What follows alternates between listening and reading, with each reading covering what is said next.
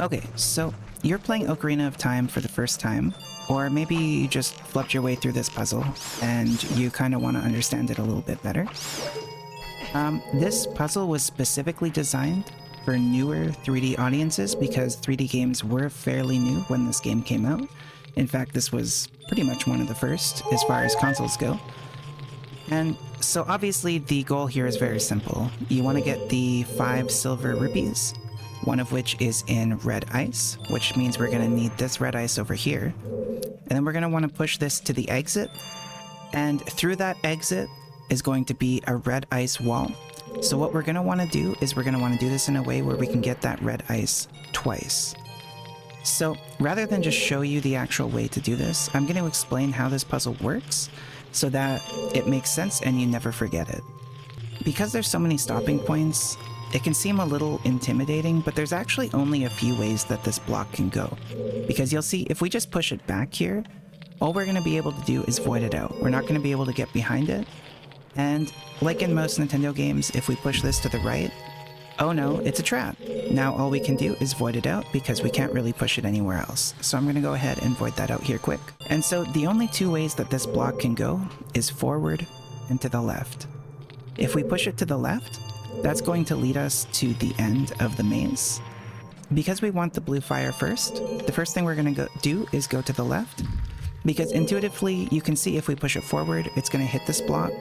It's going to get stuck. We're not going to be able to push it past this. And that'll push us right to the silver coin there. That's the only place you can go forward. So if we go to the left here, I'm going to climb up here and we're going to get this silver rupee. That's number 1. Then we don't want to void out, so we're going to go to the right.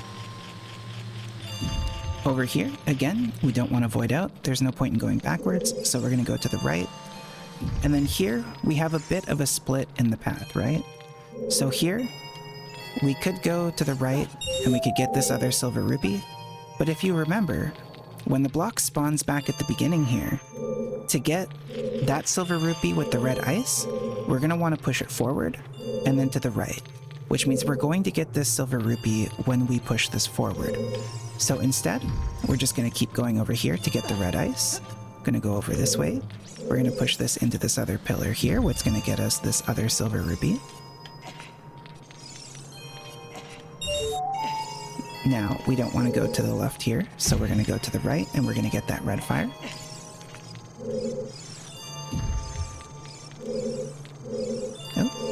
Oh. Timing.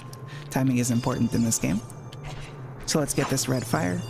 And now there's really no way to get this back to the beginning, so don't waste your time. There's only a few paths that this block can take. So instead, we're just going to void it out and start from the beginning. That's going to put us back here, so we can push it forward. We can get that final silver rupee up here. Well, I say final, but we also have the red ice rupee, which after we drop off of here, we can push this to the right and get that rupee. And then once again, like I said, there's only so many directions that this block can go. So rather than... Oh, I think I'm a little too far away. That sucks. Oh, it worked. Good. Like I said, there's only a few ways this block can go, so don't waste your time here. Instead, we're just going to void this out and start over one more time.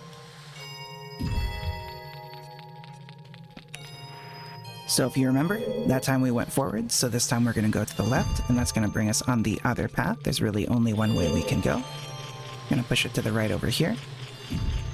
Again, there's only one way we can go, so we're going to push it to the right over here. Nope. If I can jump off without falling in that hole. And now here, this is where the path splits. This is the only way along this path where you have 2 options. We're going to go to the left here so we can get another setup of red fire for that final door. But just remember, that is the only branching path that this block can go on. So we're going to get this red fire. And we're going to have to void the block out anyway, so I might as well have pushed it. But you can throw it up, or you can jump up there. So, I'm going to go ahead and push the block so we can void it out, because, again, there's only a few paths you can take. Don't waste your time. Going to start over from the beginning. And we're going to take that same path. We're going to go to the left. From here, there's only one way we can go, so we're going to go to the right. Again, from here, there's only one way we can go, so we're going to go to the right. And then on this branching path, we do have two options. We already got the red fire, so we're going to go to the right. If we go to that far wall over here, obviously that's just going to make us void out, so the only way we can go is to the right, and that gets us to the exit.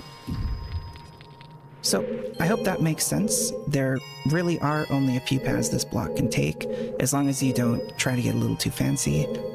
Don't waste your time trying to push it in a bunch of different directions, because it's just not going to go anywhere.